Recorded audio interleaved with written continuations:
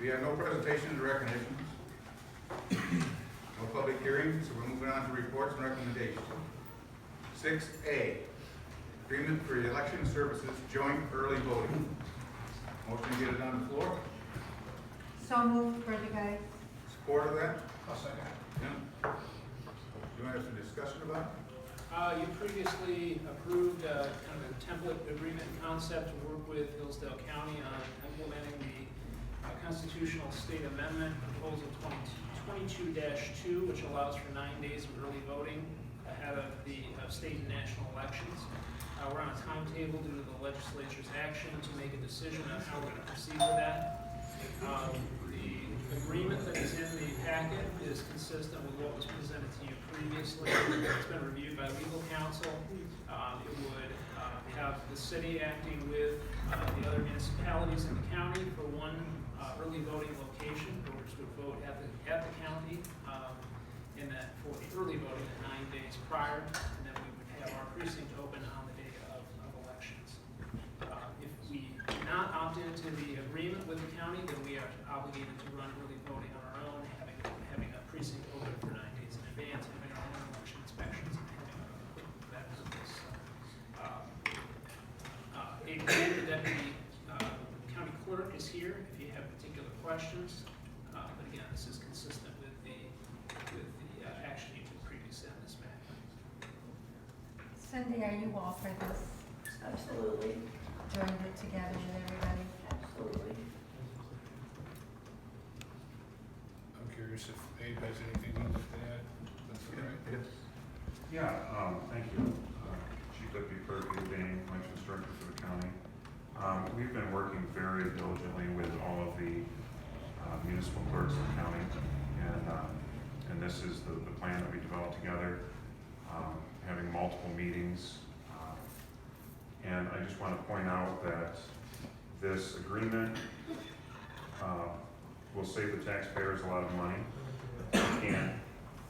Unfortunately, I can't give you firm numbers until we've gone through an election, and especially once we find out what Lansing is going to contribute. And they've so far withhold any dollar amounts yet, but they will be paying for some of the implementation. I'm confident of that.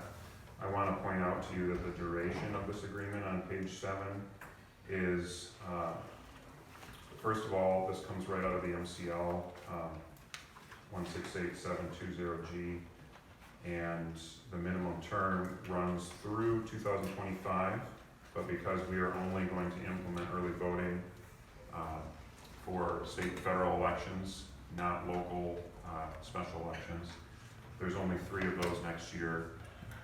So those are the only elections this will be in effect. And then after that, there's a provision in the agreement for any party to withdraw with 30 days notice to all the other parties of the agreement, and then it just can't happen within 150 days of a state and federal election for programming purposes and planning. So there is an opt-out.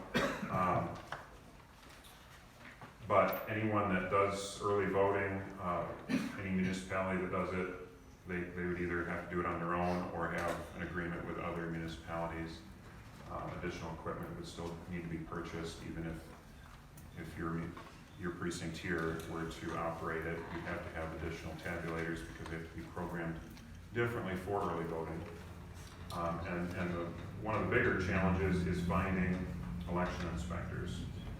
So what we did with this agreement, if you look at Exhibit B, is we really wanted to emphasize that the county's not trying to run this precinct. We are working with the municipal clerks, and there will be a site supervisor that will be overseeing the precinct every day that it's open, and they will bring their election inspectors to work in that precinct.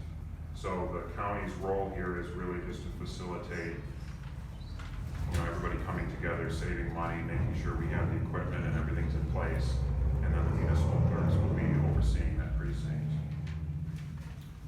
Other than that, the addendum A, which is the estimated budget, everything in that would be split 22 ways. I currently have 18 agreements, and there's 22 in the county, so we're almost to completion on this. The only thing that wouldn't be split evenly would be the notice, because in the election law, anytime you set up or change a precinct, you have to send a notice out to all the registered voters. That would be based on how many registered voters are in each precinct when we bill that out for reimbursement. But the county's gonna take care of that initially to save money on postage and a bulk print job. So that's all I have. If there are any other questions. Any other questions, council? So you're confident that you can handle all of the people from all of these counties in one location, or All of the municipalities in the county?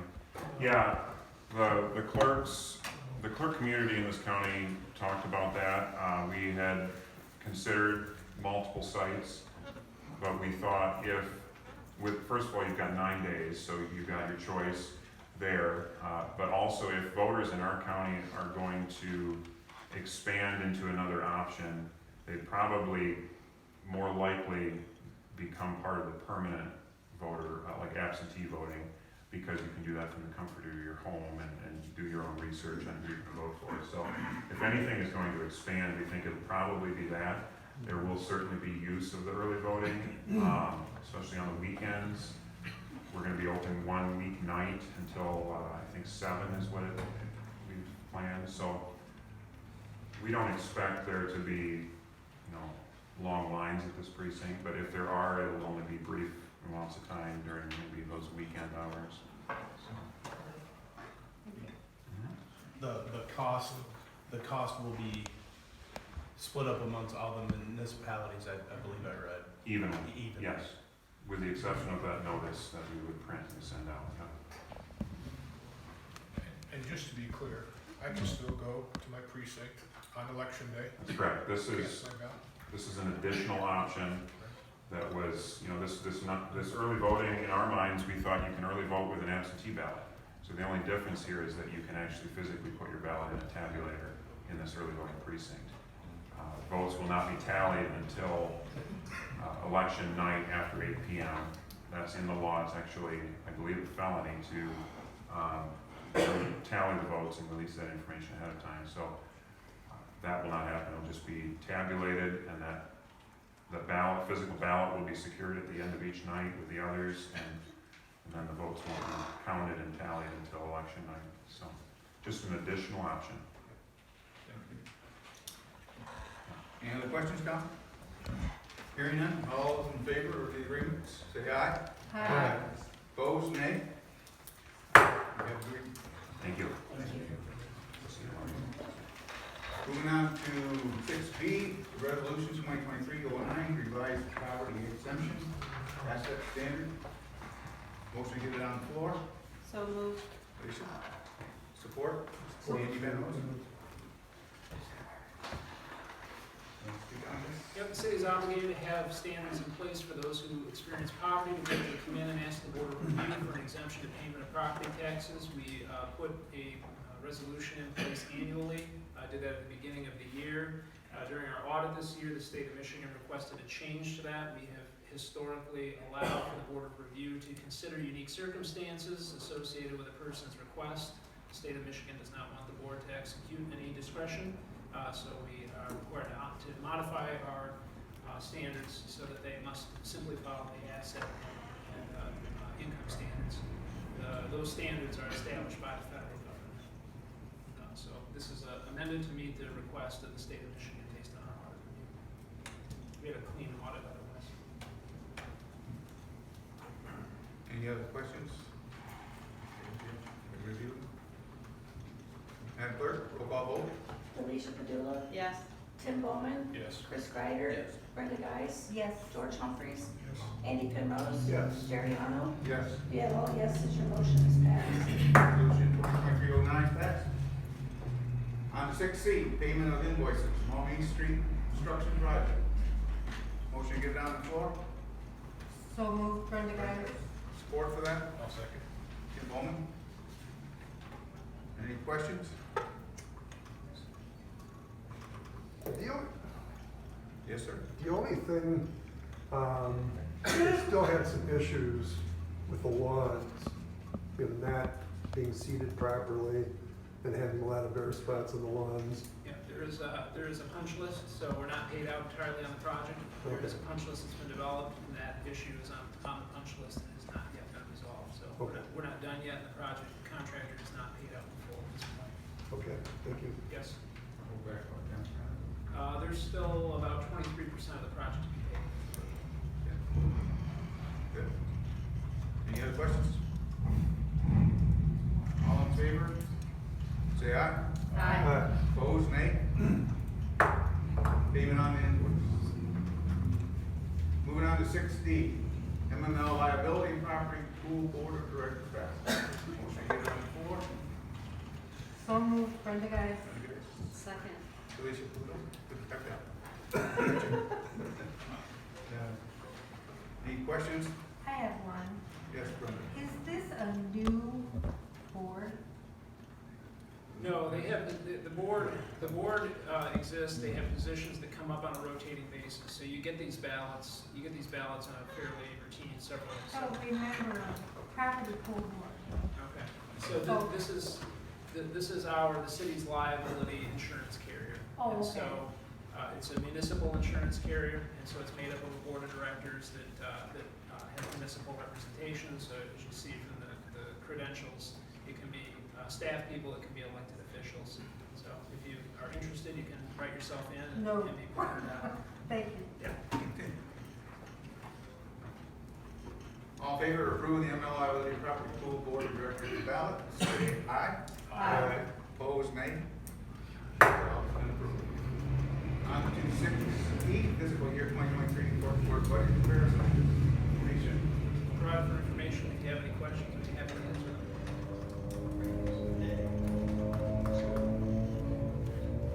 Tax bills are in.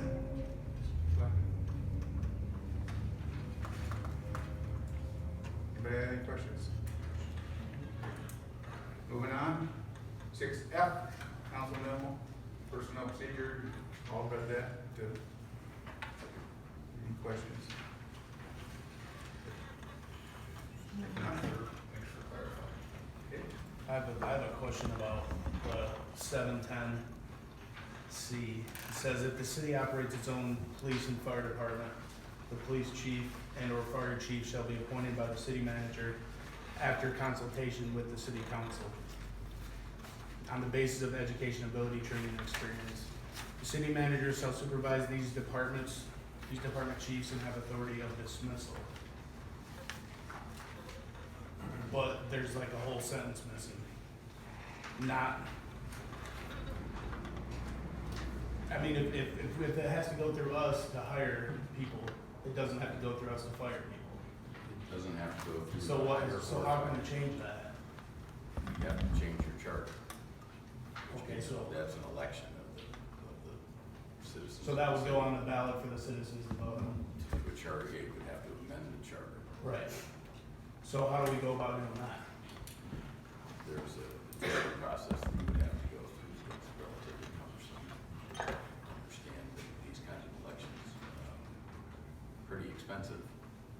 The city gets to pay for them. But there is, you have the right to amend your charter. This language is, pretty standard for a manager council form of government. The alternative form of government is what's called a strong mayor form of government. And the problem in this day and age, particularly for municipalities of this size, is you don't likely have a citizen in the city who has the understanding and expertise on things like municipal finance and grants and that type of thing to be able to run the city. That's why the manager form has its advantages. It's also sort of, the empirical evidence is there tends to be less corruption when you have a manager council form of government as opposed to a strong mayor. And back in the old days in Chicago, you know, the mayor's on the take and that's what's going on. That's not what's going on in this community. You don't have to agree with the things that the city manager does. The council is essentially the supervisory board of the city manager serves at the pleasure of the council. So, But if the city manager serves at the pleasure of the council, then those decisions should be ran through the council. That doesn't make any sense. That's not how, that's not the way the structure is set up. And this was left over from the village.